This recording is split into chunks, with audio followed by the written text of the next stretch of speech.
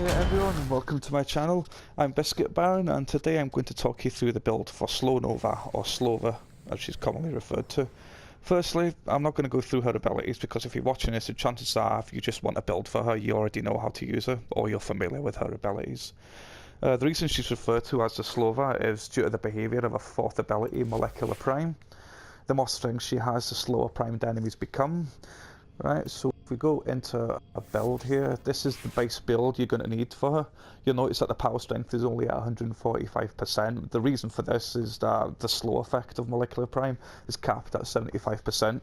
So if you're only bothered with slowing enemies down, you don't really need any more strength than that. I've not put any Prime mods in this because not a lot of people have them. And this Nova Prime isn't formatted either. It's just the base model that you get with the 3 V polarities. And which is perfect really for this Warframe because V polarities are mainly strength mods.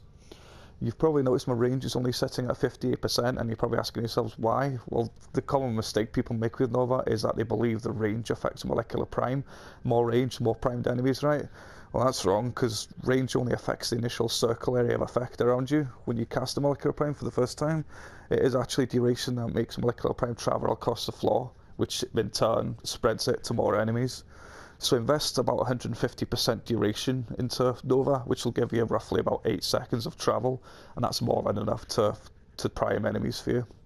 The only compromise you should make on the duration is fleeting expertise, because you need about 165% efficiency so you can continuously cast Molecular Prime, as the energy requirement will be low.